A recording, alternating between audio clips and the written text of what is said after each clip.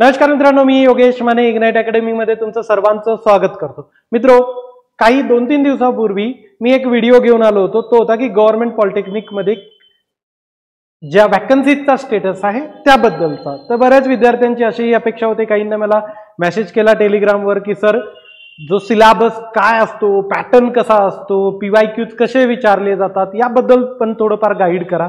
तर त्यासाठी मी separate video घेऊन येणार आहे प्रत्येक ब्रँचचा, मग तो मेकॅनिकलचा असो, सिव्हिलचा असो की इलेक्ट्रिकलचा असो. आजच्या व्हिडिओमध्ये आपण मेकॅनिकल इंजिनिअरिंग बद्दल डिस्कस करू.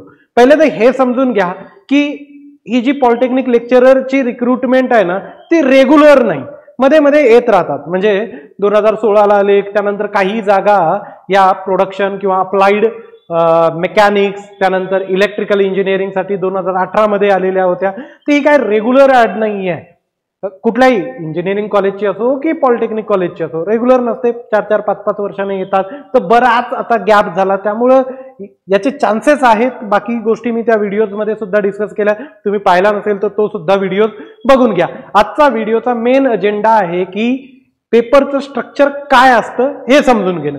तर सर्वप्रथम बघा तुम्ही की तुमचा पेपर किती मार्काचा असतो. तर पेपर आहे तुमचा 200 मार्काचा, राईट. पेपर काय 200 मार्काचा आहे आणि त्यानंतर इंटरव्ह्यू होतो, हा 50 मार्काचा इंटरव्ह्यू होतो. आणि या इंटरव्ह्यू मध्ये तुम्हाला पास होणं गरजेचं असतं, म्हणजे 21 मार्क घेऊन येणं गरजेचं आहे. तसाही तुमचा टीचिंगचा जॉब असल्यामुळे तुमच्यामध्ये ते इंटरव्ह्यूचं म्हणजे एक गट्स म्हणतात ना, ते असणं गरजेचंच आहे की तुम्हाला 21 मार्क तरी त्या इंटरव्ह्यूज मध्ये पडावेच.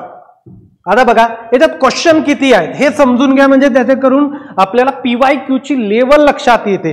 तुम्ही बघितलं तर याच्यामध्ये 80 क्वेश्चन्स आहेत आणि या 80 क्वेश्चनसाठी दिलेला कालावधी जो आहे 3 घंट्याचा आहे. आणि हा सिलेबस मी MPSCच्या वेबसाईटवरूनच घेतलेला आहे, त्यामुळे असं नाही आहे की फेक कंटेंट इकडून तिकडून काहीतरी उचललं आणि मी तुमच्या पुढे प्रेझेंट करतोय.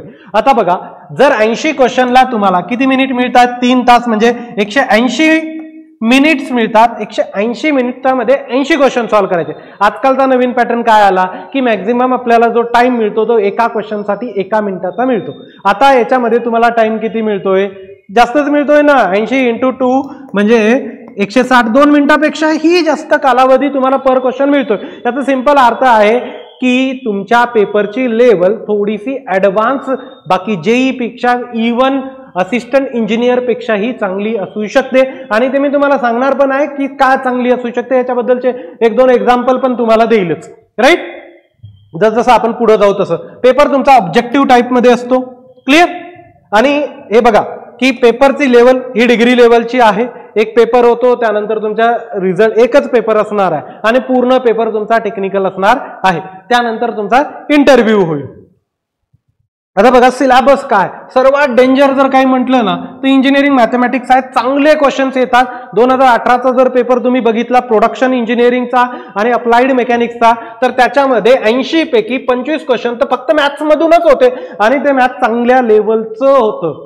उगाच काहीतरी गये गुजरे मॅथमॅटिक्स विचारलं काही असं नाहीये, बिलकुल चांगल्या लेवलचं मॅथमॅटिक्स होतं. आणि तुम्हाला मॅथमॅटिक्सचे 25 क्वेश्चन होते दोन्ही मध्ये, अप्लाइड मेकॅनिक्स मध्ये आणि प्रोडक्शन इंजिनिअरिंग मध्ये सुद्धा. तुम्हाला वाटल्यास पेपरही मी काही दिवसात अवेलेबल करून देईल, राईट. आपल्या टेलिग्रामच्या चॅनलवर सुद्धा ते पेपर तुम्हाला मिळतील. डिस्क्रिप्शन मध्ये आपल्या तिन्ही टेलिग्रामच्या चॅनलची लिंक दिलेली आहे, म्हणजे सिव्हिल, इलेक्ट्रिकल आणि मेकॅनिकलची. तुमच्या मित्रांपर्यंत सुद्धा पोहोचवा.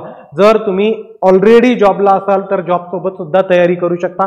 हा जॉब लक्षात घ्या की क्लास 1चा जॉब आहे, टीचिंगचा जॉब असल्यामुळे एकदम रिलॅक्स जॉब राहतो. मराठीतून शिकवायचं राहतं. पॉलिटेक्निक कॉलेजचा आहे, आरामात व्यवस्थित गाडी चालते, त्यामुळं हा जॉब एकदम टॉपच्या जॉब पैकी एक समजून चला. आणि जिल्हा स्तरावर पोस्टिंग असतात, जसे ITI कॉलेज, पॉलिटेक्निक कॉलेजेस तुमचे कुठं आहेत तर जिल्हा लेवललाच आहेत मोस्टली. एखादा काही ठिकाणी तालुका लेवलला आहे, बाकी सर्व जिल्हा लेवलचे कॉलेज आहेत, तिथं तुमची पोस्टिंग असते. त्यामुळे सर्व काही व्यवस्थित असतं. म्हणून या जॉबची तुम्ही प्रिपरेशन करणं चांगलं असेल, गरजेचं असेल. जे JEEला आहेत ना ते सुद्धा करू शकता. दुसऱ्या गव्हर्नमेंट जॉबमध्ये असाल तरी हा जॉब तुम्हाला चांगलाच आहे. पहिला टॉपिक तुम्हाला मिळेल मॅथ्समध्ये अल्जेब्रा, राईट. लिनियर अल्जेब्रामध्ये तुम्हाला मॅट्रिक्स आहे, सिस्टम ऑफ लिनियर इक्वेशन आहे, आयगन व्हॅल्यू आणि आयगन वेक्टर आहे. म्हणजे इन शॉर्ट हे पण समजून चला की रँक ऑफ द मॅट्रिक्स याच्यामध्ये लिहिलेलं नाही, पण रँक ऑफ द मॅट्रिक्स सुद्धा येतं, राईट. इक्वेशन्सची सिस्टम वगैरे ते तर लिहिलेलीच आहे, पण तुम्हाला मॅट्रायसेस आणि त्याचसोबत ॲडिशनली डिटर्मिनंट पण करणं गरजेचं आहे आणि चांगल्या लेवलला करणं गरजेचं आहे. मागच्या वेळेचे क्वेश्चन जर बघितले ना तुम्ही, काही क्वेश्चन जागेवरून हलत नाही, तर म्हणूनच तो मी तुम्हाला ऑलरेडी काय सांगितलं की 80 क्वेश्चनला जर तुम्हाला 180 मिनिट देत असतील तर बऱ्यापैकी लेवल पण असणार अपेक्षित आहे. आणि हे लेवल कशात अचीव्ह केली जाते तर ती मॅथमॅटिक्स एक वन ऑफ द सब्जेक्ट. त्यानंतर कॅल्क्युलसमध्ये तुम्हाला function of single variable, limit, continuity, differentiability, त्यानंतर मीन व्हॅल्यू थेरम, त्यानंतर evaluation of definite and improper integral, म्हणजे तुमचं डेफिनाइट इंटिग्रल पण आहे. क्लिअर. पार्शियल डेरिव्हेटिव्ह, त्यानंतर टोटल डेरिव्हेटिव्ह, मॅक्झिमा, मिनिमा, हे अगेन इम्पॉर्टंट टॉपिक आहे सर्व एक्झामसाठी. मॅक्झिमा मिनिममचे ठरलेले क्वेश्चन असतात.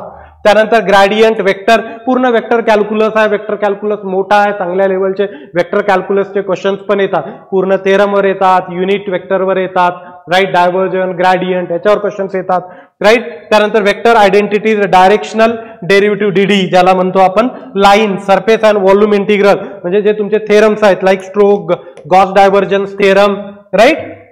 ते सर्व काही थेरम सुद्धा तुमच्या कॅल्क्युलसच्या पार्टमध्ये इंडिकेट केलेलं आहे. तुमचं इंजिनिअरिंगचं M1, M2 आणि M3, त्याचसोबत काही विद्यापीठामध्ये M4 पण दिलेला आहे. त्याचा पूर्ण जवळपास सिलेबस याच्यामध्ये प्रोव्हाइड केलेला आहे, राईट. त्यानंतर डिफरन्शियल इक्वेशन बघा, फर्स्ट ऑर्डर डिफरन्शियल इक्वेशन ज्याला लिनियर अँड नॉन लिनियर दोन्ही पण आहेत. Clear. Higher order linear differential equation with constant coefficient, त्यानंतर Cauchy's and Euler's equation, limit and boundary values problem, त्यानंतर लॅपलास ट्रान्सफॉर्म, त्यानंतर solution of one dimensional heat and wave equations, Laplace equation आपल्या कोर्समध्ये हे पूर्ण अवेलेबल आहे. तुम्हाला कॅल्क्युलसही मिळेल, लिनियर अल्जेब्रा मिळेल, डिफरन्शियल इक्वेशन पण कोर्समध्ये अवेलेबल होऊन जाईल. कोर्स पण मी देतोय कारण बऱ्याच जणांची इच्छा आहे आतापासून तयारी करायची, तर मग काय हरकत आहे ना, जॉब सोबत तयारी होत असेल तर एक ऍडिशनल गोष्ट. Clear. Complex variable, analytical function, Cauchy's integral theorem, त्यानंतर Taylor's and Laurent's series. Okay, म्हणजे याचा अर्थ तुम्हाला कॉम्प्लेक्स व्हेरिएबल पण पूर्ण सिलेबसमध्ये दिलेलं आहे. प्रोबॅबिलिटी अँड स्टॅटिस्टिक्स हे पण पूर्ण आहे. Definition of probability and sampling, त्यानंतर theorems, conditional probability, mean, mode, median, standard deviations, random variable, Poisson, normal, binomial distribution, म्हणजे सर्व डिस्ट्रीब्युशन तिन्ही पण सिलेबसमध्ये दिलेले आहेत. आणि प्रोबॅबिलिटी जर क्वेश्चन सॉल्व्ह केलेला असेल प्रॅक्टिसमध्ये तरच एक्झाम मध्ये बनतो, नाही तर लक्षात घ्या की प्रोबॅबिलिटी मध्ये जास्त प्रोबॅबिलिटी ही चुकायचीच असते, त्यामुळे त्याची प्रॅक्टिस असणंही गरजेचं आहे. आणि तोच क्वेश्चन जो प्रॅक्टिसमध्ये सॉल्व्ह होतो तोच एक्झाम मध्ये जमतो. न्यूमेरिकल मेथड, आता तुम्ही विद्यापीठामध्ये करता ते क्वेश्चन्स वेगळे असतात, कॉम्पिटेटिव्ह एक्झामचे क्वेश्चन्स वेगळे असतात, त्यातल्या त्यात तुम्हाला numerical method objective point of view न करावं लागतं. Okay. Numerical solution to linear and non linear algebraic equations by trapezoidal and Simpson's rule, single and multi step method for differential equation, Newton Raphson वगैरे सर्व methods आहेत. Mention जरी सिलेबसमध्ये केलेल्या नसतील तरी तुम्हाला त्या कराव्या लागतील कारण त्याच्यावरच क्वेश्चन येतात. पुढं आता बघा, अप्लाइड मेकॅनिक्स अँड डिझाईन. आता मेकॅनिक्स पण आहे पूर्ण तुमच्या डिप्लोमाच्या सिलेबसमध्ये, MSBTच्या मेकॅनिक्स आहेत. Okay. Engineering mechanics, free body diagrams and equilibrium, stresses and frames, virtual work, kinematics and dynamics of partial and of rigid bodies in plane motion including impulse, momentum, linear and angular and energy transformation impact. Mechanics येतं, थोडं कमी येतं. Clear. आणि जे mechanics येतं ना थोडंसं form related येतं, हे पण आपल्या कोर्समध्ये मेकॅनिक्स ऍड केलेलं आहे ऑलरेडी आपण. Strength of material, clear. Stress and strain, stress strain relationship and elastic constant, Mohr circle for plane stress and plane strain, thin cylinder, shear force and bending moment diagram, bending and shear stress, deflection of beam, torsion, circular shaft, Euler's theory of column, strain energy method आणि thermal stresses. याचा अर्थ strength of material पूर्ण दिलेलं आहे syllabus मध्ये. पुढं आता theory of machine मध्ये displacement, velocity, acceleration analysis of planar mechanism, म्हणजे सिंपल मेकॅनिझम जे आहे तो पूर्ण तुमच्या सिलेबसमध्ये आहे. व्हेलॉसिटी अँड ऍक्सलरेशन अनालिसिस आहे, याचे क्वेश्चन ऑब्जेक्टिव्हचे थोडेसे वेगळे येतात. क्लिअर. त्यानंतर dynamic analysis of slider crank mechanism, gear train and flywheel. Okay. त्यासोबत व्हायब्रेशन पूर्ण दिलं, force, vibration, damped vibration, right, free, natural vibration ज्याला म्हणतो आपण, तिन्ही व्हायब्रेशन तुमच्या सिलेबसमध्ये ऍड करण्यात आलेले आहे, जे की बघा free and force vibration, single degrees of freedom, त्याचसोबत system, effect of damping, vibration isolation, resonance, critical speed of a shaft. Clear? हा पण पार्ट त्या सिलेबसमध्ये तुम्हाला मिळेल. Design of static and dynamic loading, failure theories, fatigue, strength and the S N diagram, principle of designs of machine, त्याचसोबत element such as bolted, riveted, welded joint, shaft, spur gear, त्यानंतर rolling and sliding, contact bearings, breaks and clutches. हा पूर्ण syllabus आपल्या कोर्समध्ये आहे. Maharashtra engineering सर्व्हिसेसच्या पण सिलेबसमध्ये होतोय. क्लिअर? कुठलं? तुमचं डिझाईन पण होतं, आणि डिझाईनच्या वेळेस मी एक सेशन घेतलेलं होतं, तुम्हाला युट्यूबवर ते सेशन पण मिळेल, आणखीनही अवेलेबल आहे. मॅरेथॉन सेशन घेतलं होतं एक्झामच्या अगोदर, त्यानंतर एक सेशन घेतलं होतं मी एक्झाम झाल्यावर, 1.5 तासाचं मॅरेथॉन सेशन घेतलं होतं. 18 क्वेश्चन पैकी तुम्हाला त्या मॅरेथॉन क्वेश्चन मधून जवळपास 15 ते 16 क्वेश्चन सहज सॉल्व्ह करता येत होते. क्लिअर? 1.5 तासाच्या सेशन मधून. क्लिअर? आणखीन आहे युट्यूबवर, तुम्ही चेक करू शकता. पुढं त्याचसोबत बघा फ्लूइड मेकॅनिक्स. फ्लूइड मेकॅनिक्स मध्ये सर्वच काय, fluid properties, fluid static, manometric, buoyancy, control volume analysis of mass, momentum and energy, fluid acceleration, differential equation of continuity, momentum, Bernoulli's equation, viscous flow, incompressible fluid, boundary layer. Okay, boundary layer आहे. आजकालच्या बऱ्याच syllabus मधून boundary layer analysis काढून टाकलेला आहे. हा syllabus जुना आहे, राईट. आता थोडं बहुत चेंजेस येऊ शकतात, एखादा गोष्टी काढल्या जातील, काही ऍड होतील, पण एक डायरेक्शन तर आपल्याला आतापासून मिळून जाते. क्लिअर? त्यानंतर elementary turbulent flow, flow through pipe, head losses in the pipe and bend. Clear? आजकाल डायमेन्शनल अनालिसिस काही एक्झाम्स मधून काढलं, त्याचसोबत तुमचं हे पण काढण्यात आलं, बाउंड्री लेयर थिअरी. होऊ शकतं की इंजिनिअरिंग सर्व्हिसेसच्याही सिलेबस मधून काढण्यात आलेलं आहे, होऊ शकतं की आपल्याही सिलेबस मधून जाईल, पण आहे आपल्याही कोर्समध्ये आपण ठेवलं. कारण काय आहे की ज्युनियर इंजिनियर किंवा बाकीच्याही आपल्या असिस्टंट इंजिनियर, सब इंजिनियर अशा सिलेबसमध्ये काहींमध्ये क्वेश्चन्स विचारलं, आणि ठरलेले क्वेश्चन्स रेग्युलरली रिपीटेड येतात. क्लिअर? त्याचसोबत हीट ट्रान्सफर बघा. हीट ट्रान्सफर मध्ये पूर्ण तुमचं कंडक्शन, कन्व्हेक्शन, रेडिएशन आणि हीट एक्सचेंजर चारही टॉपिक डिटेलमध्ये दिलेला आहे. हा एवढा सिलेबस दिसतो ना हीट एक्सचेंजरचा, त्यांनी सब टॉपिक पण ऍड केलेले आहे, त्यामुळे तो एक्सटेंडेड दिसतो. तसे 4 टॉपिक आहे, कंडक्शन, कन्व्हेक्शन, रेडिएशन आणि हीट ट्रान्सफर. आता कंडक्शन मध्ये तुम्ही अनस्टडी, काही लोक त्याला सेपरेट टॉपिक म्हणून मेन्शन करतात, फिन्स, काही लोक त्याला सेपरेट घेतात, पण काही काय करतात, फिन्स, अनस्टडी आणि कंडक्शन या तिन्हीला एकत्र करून तुम्हाला कव्हर करून देतात. जसं मोड्स ऑफ हीट ट्रान्सफर मध्ये 1 dimensional heat conduction, resistance of concept, electrical analogy, unsteady, heat conduction, fins, dimensionless parameter in free and force convective heat transfer, various correlation for heat transfer in flow through the flat plate, त्याचसोबत the pipe, thermal boundary layer, effect of turbulence, radiative heat transfer, black and grey surface, shape factor, network analysis, heat exchanger, performance, LMTD, NTU method. हा तुमचा पूर्ण syllabus आहे, जो की मी already तुम्हाला सांगितलेला होता. थर्मोडायनामिक्स मध्ये पूर्णच आहे, जसं की zeroth law, first law, second law, thermodynamic system, process, Carnot cycle, irreversibility and availability, behavior of ideal gas, real gas, properties of pure substance, calculations of work and heat, ideal process, analysis of thermodynamic cycles related to energy conservation. आता conversion, sorry, तुम्ही म्हणाल sir एंट्रॉपीच लिहिलेलं नाही. मित्रांनो लक्षात घ्या की जिथं जिथं सेकंड लॉ लिहिलं जातं समजून जायचं की सेकंड लॉ सोबत गिफ्ट म्हणून एंट्रॉपी आहे, ते करावंच लागेल. लिहिलं जरी नसेल, सेकंड लॉचाच एक पिल्लू आहे तुमचं एंट्रॉपी, राईट. त्यामुळे एंट्रॉपी सर्वीकडे करावं लागेल. पुढे तुम्हाला इरिव्हर्सिबिलिटी वगैरे हे काही सिलेबसमध्ये लिहिलेलं आहे. इरिव्हर्सिबिलिटीला काहीच मिनिंग नाही जर तुम्ही एंट्रॉपी शिकलेले नसाल तर, त्यामुळे एंट्रॉपी सुद्धा करणं गरजेचं असतं. आता ऍप्लिकेशन मध्ये तुम्ही अप्लाइड थर्मोडायनामिक्स म्हणून इंजिनिअरिंगला शिकला असाल, पॉवर प्लांटचे काही पार्ट शिकलेला असाल, ते त्याच्यामध्ये मेन्शन केलेलं आहे. जसं power engineering, steam table, Rankine आणि Brayton cycle with regeneration, reheat, I C engines,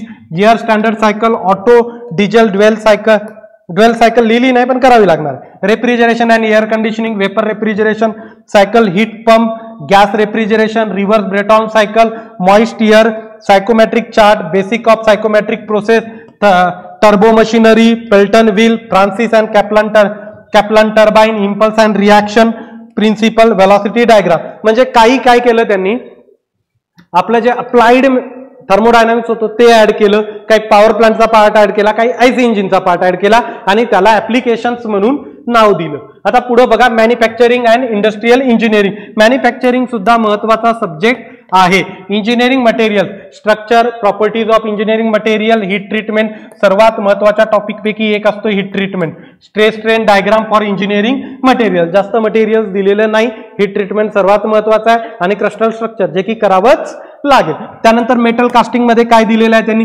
design of pattern, mould, core, solidification and cooling, riser and getting design consideration, म्हणजे तुमचं कास्टिंग सर्व दिलं. कास्टिंगच्या सर्व प्रोसेसेस तुम्हाला करणं गरजेच्या आहेत. सेल, त्यानंतर डाय कास्टिंग, सर्व कास्टिंग प्रोसेस तुम्हाला कराव्याच लागतील. क्लिअर. त्यानंतर फॉर्मिंग मध्ये plastic deformation, yield criteria, fundamentals of hot and cold working process, load estimation of for bulk forging, rolling, exclusion, drawing and sheet metal, shear, deep drawing, bending, metal forming processes, principle of powder metallurgy. Clear. हे याच्यामध्ये दिले. त्यानंतर joining, physics of welding, brazing, soldering, adhesive, bonding, त्यानंतर design consideration in the welding. Clear. त्यानंतर machining and machine tool operation, mechanism of machining, single and multi point cutting tool, tool geometry, material and tool life, wear, economics of material, principle of metal cutting पूर्ण आहे. Non traditional machining सुद्धा आहे, ज्याला non conventional machining सुद्धा म्हणतो आपण. Machining process, principle of work holding, principle of design of jig and fixture सुद्धा आहे. म्हणजे प्रोडक्शन काहीही सोडलेलं नाही, पूर्ण प्रोडक्शन तुम्हाला सिलेबस मध्ये देण्यात आलेला आहे. मेट्रोलॉजी आणि इन्स्पेक्शन पण आहे. Limit, fit and tolerance, linear and angular measurement, comparator, gauge design, interferometer, form and finish measurement, alignment and testing method, tolerance analysis in manufacturing and assembly. त्यानंतर computer integrated manufacturing. Okay. Basic of CAD CAM and their integration tools. Clear. CAD CAM आहे, production planning and control आहे, ज्याला इंडस्ट्रियलचा part म्हणतो आपण. Forecasting model आहे, ॲग्रिगेट्स production planning आहे, त्यानंतर scheduling आहे, मटेरियल रिक्वायरमेंट प्लॅनिंग, ज्याला दुसरं नाव काय देतो आपण, MRP. क्लिअर. त्यानंतर inventory control, one of the important topic आहे. इन्व्हेंटरीचे तुम्हाला सर्व ठिकाणी क्वेश्चन्स मिळतील, म्हणजे मिळतीलच. ओके. डिटर्मिनिस्टिक अँड प्रोबॅबिलिस्टिक दोन्ही मॉडेल आहे. सेफ्टी स्टॉक आहे, इन्व्हेंटरी कंट्रोल सिस्टम्स आहे. क्लिअर. EOQ वगैरे हे सर्व सिलेबस मध्ये आहे. आणि इथं काय आहे की तुम्हाला टाइम जास्त असल्यामुळे छोटे छोटे EOQ वगैरेचे न्यूमेरिकल एक्सपेक्ट करू शकता, जे की मागच्या पेपर्स मध्ये आलेले सुद्धा आहेत. क्लिअर. ऑपरेशनल रिसर्च मध्ये लिनियर प्रोग्रामिंग, ज्याला LPP म्हणतो आपण, राईट. त्यानंतर simplex and duplex method, LPP यांच्यावर कसे आहेत, यांचे न्यूमेरिकल पॉसिबल नाही. 4-4 पेजेस ते विद्यापीठामध्ये होते आणि कॅल्क्युलेटर शिवाय ते सॉल्व्ह होऊ शकत नव्हते. पण यांचं काय असतं की जसे रिडंडन्सी फाइंड आउट करणं, क्लिअर, मल्टिपल सोल्युशन्स आहेत का ते फाइंड आउट करणं, त्यानंतर मिनिमम व्हॅल्यू कुठे मिळते, मॅक्झिमम प्रॉफिट कसं काय करायचं, हे सर्व गोष्टींवर क्वेश्चन विचारले जातात. ट्रान्सपोर्टेशनच्या आहेत, वेगवेगळ्या मेथड आहेत ट्रान्सपोर्टेशनच्या. त्यानंतर असाइनमेंट आहे, network flow model, simple Q model, PERT and CPM, याच्यावर सर्वात महत्वाच्या टॉपिक पैकी एक आहे जिथं क्वेश्चन बऱ्यापैकी विचारले जातात. पुन्हा लक्षात घ्या मित्रो, आपण बॅच जी आहे ती आपली रेकॉर्डेड बॅच आपण लॉन्च केलेली आहे. क्लिअर. ऍप डाउनलोड करा. ऍप डाउनलोड करून त्याच्यामध्ये तुम्हाला पॉलिटेक्निक लेक्चररची बॅच मिळेल. ओके. आणि जे जे लोक जॉबला आहे ते पॅरलली तुमची तयारी तुम्ही चालू ठेवू शकता. कोर मेकॅनिकल इंजिनिअरिंगचा सिलेबस आहे, त्यामुळे काय लॉस तर होणार नाही, राईट. याच्या प्रिपरेशनचा तुम्हाला बाकी ठिकाणी फायदा होईलच होईल. ज्या ज्या वॅकन्सीज तुमच्या येत राहतील, जसं की WRD वगैरे या वॅकन्सीज आहे, तिथेही तुम्हाला या गोष्टींचा फायदा होईल. कोरचा असा कुठला सब्जेक्ट दिसतो का उटपटांग सब्जेक्ट टाकून दिला, असा नाही. कोर मेकॅनिकल इंजिनिअरिंग रिलेटेड हे सर्व काही आहे. आणि क्वेश्चनची लेवल यासाठी थोडीशी चांगली येते, कारण क्वेश्चन कमी आणि टाइम बऱ्यापैकी अलॉट केलेला आहे. पेपर तुम्ही जर बघितला तर त्या पेपरमध्ये सुद्धा तुम्हाला कळेलच. स्पेसिफिकली मॅथ्स खूप इम्पॉर्टंट आहे आणि चांगले क्वेश्चन्स येतात. ओके. आणि आपल्या याच्यामध्ये पूर्ण बऱ्यापैकी सब्जेक्ट्स मी स्वतः कव्हर केलेले आहेत. MCQचे सेपरेट सेशन्स आहेत, टेस्ट सिरीज सर्व काही त्याच्यामध्ये आपण अवेलेबल करून दिलेली आहे. मी इथं थांबतो. Thank you so much guys for listening. Thank you so much. आणि जाता जाता पुन्हा एक गोष्ट सांगायची जे विसरलो, टेलिग्रामचे ग्रुप जॉईन केले नसतील तर इग्नाइटचे करा. यूट्यूबचं चॅनल सबस्क्राईब केलं नसेल तर करून घ्या. प्रत्येक अपडेट इंडियामध्ये जे काही रिक्रुटमेंट मेकॅनिकल इंजिनिअरिंगसाठी येते ते मी स्वतः याच्यावर घेऊन येत असतो. जेणेकरून तुम्हाला रिक्रुटमेंट सुद्धा कळेल. कारण बऱ्याच वेळेस काय होतं की रिक्रुटमेंट कधी आली कधी गेली हे कळतच नाही आपल्याला. महाजनकुला बऱ्याच लोकांना तसं झालं, ITR इन्स्ट्रक्टरला तसं झालं, ITR प्रिन्सिपलच्या रिक्रुटमेंटला तसं झालं. बऱ्याच जणांना MEST रिक्रुटमेंट कधी आली कधी गेली हे सुद्धा माहिती नव्हतं. आपल्याला लवकर फक्त RTO कळते, बाकीच्या रिक्रुटमेंट लवकर कळत सुद्धा नाही. त्यामुळे हे चॅनल सबस्क्राईब करणं तुमच्या गरजेचं आहे. येणारी प्रत्येक गोष्ट मी तुमच्यापर्यंत पोहोचत जाईल. इथं थांबतो. Thank you so much guys for listening. Thank you so much.